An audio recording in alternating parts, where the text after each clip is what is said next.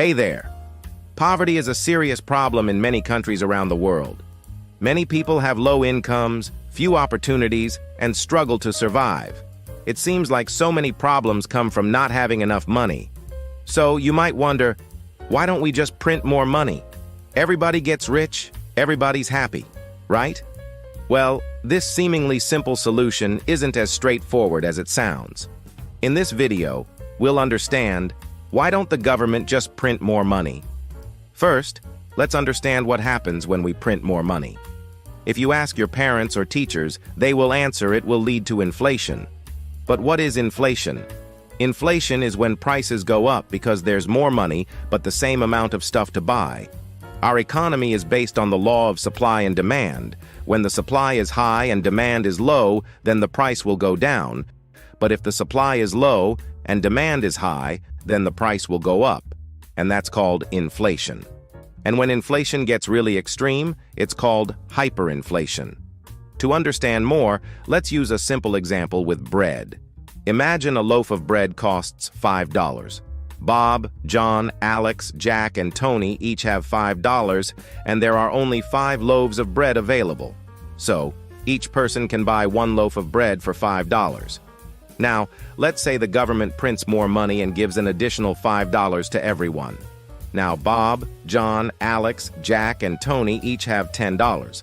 But there are still only 5 loaves of bread. With everyone each having $10, they want to buy 2 loaves of bread instead of 1.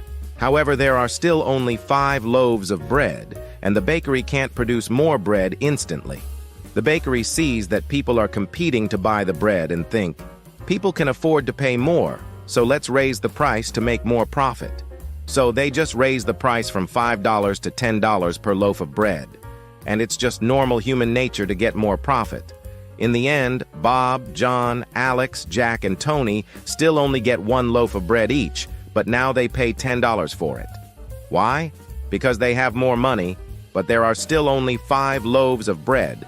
Because everyone has more money, they are willing to pay more for the same amount of bread. So, does printing more money make them richer?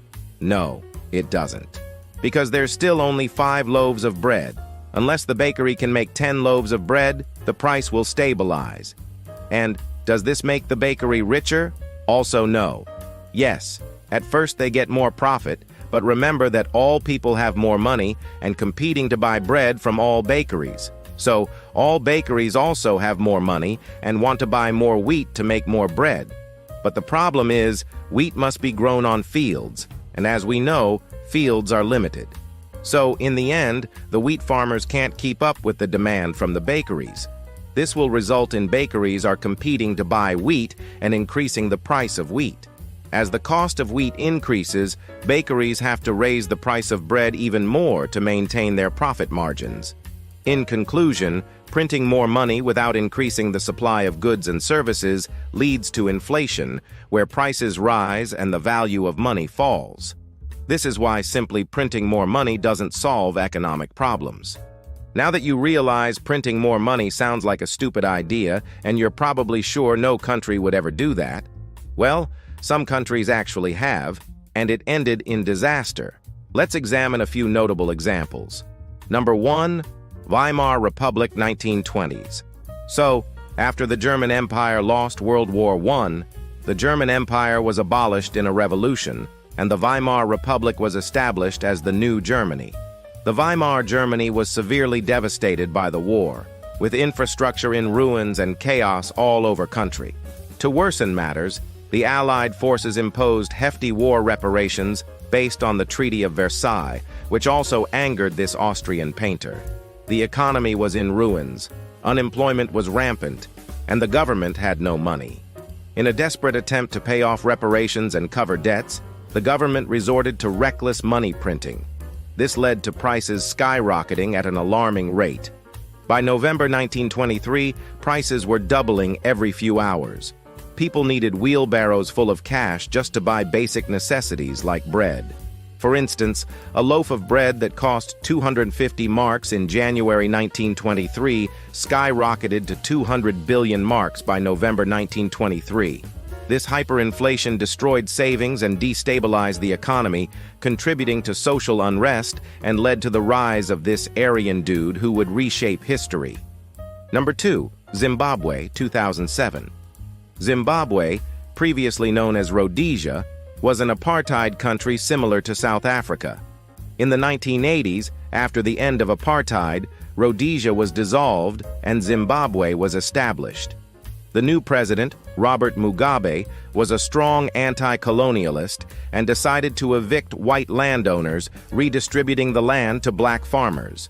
However, many of these new farmers lacked experience and training in agriculture, leading to a sharp drop in food production, rising unemployment, economic mismanagement, and international sanctions, which plunged the country into chaos.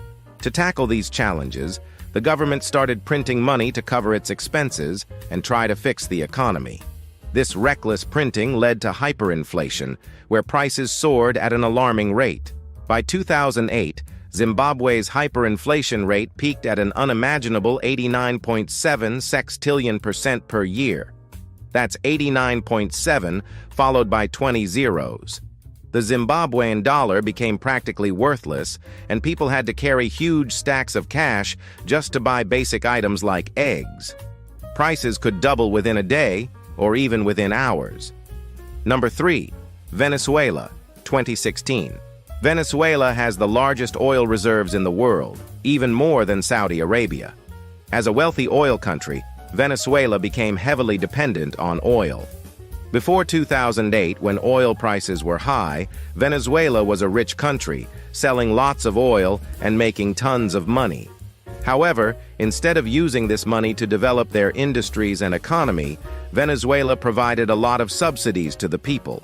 At that time, Venezuela's socialist government that took over all industries, controlled the economy, and didn't allow private companies to grow. All the money was given out as subsidies, prices were fixed at very cheap rates, and making people happy. Everything seemed fine until the massive drop in oil prices after 2008. Venezuela, being overly dependent on oil, faced a severe drop in income and economic stability. This was worsened by rampant corruption, low tax income due to the lack of private businesses, and economic mismanagement. As a socialist government, they couldn't just stop or decrease the subsidies, as it would anger the people. So they continued the subsidies by printing more money. This excessive printing of money led to hyperinflation, where prices rose incredibly fast. The Venezuelan currency became worthless, with people even throwing it on the streets because it couldn't buy anything. This example shows how printing too much money can have disastrous consequences, even for a country with valuable resources like oil. Actually, it's not just these 3 countries that tried to solve their problems by printing more money and ended up with hyperinflation. Other countries like Hungary and Yugoslavia have also faced similar issues. From these stories, we can learn that printing more money might seem like an easy fix for poverty and economic problems, but it actually causes more harm than good. The key takeaway is that simply creating more money without increasing production just makes prices more expensive. So why do people want money? Because they want to use it to buy things they need and want. But what's the point of having billions of dollars if there's only one loaf of bread, or worse, no bread at all? In the end, you can't eat money, so the money becomes useless. Then you might ask, why doesn't the government print money just to pay foreign debt, not for its people? When a country prints more money, it becomes noticeable to other countries through economic reports, currency markets, and inflation indicators. Even if the new money is only used for foreign debt, it still increases the total money supply. This makes the currency less valuable and trustworthy in the eyes of foreign creditors. Foreign creditors won't accept devalued money because it reduces the value of the debt repayments they receive. They might see this money as toy money and lose trust in the currency, harming the country's economic reputation and stability. So, what's the correct solution? Well, governments should focus on creating value. This means investing in education, building infrastructure, supporting technology, helping businesses grow, and managing resources and the economy efficiently. If there's a high supply with high demand, then prices will stabilize. When the government supports businesses to produce more, businesses will hire more people, creating jobs, and products will become more common. People who get these jobs can afford to buy products, and because they work hard to earn their money, they value it and are more mindful of their spending. This helps to prevent wasteful spending and keeps demand in check. And the sellers, even with high demand, can't just raise prices because the products are so common that there are lots of competitors. People will be happy, and the country will be prosperous. This is what some successful countries like Japan and South Korea did.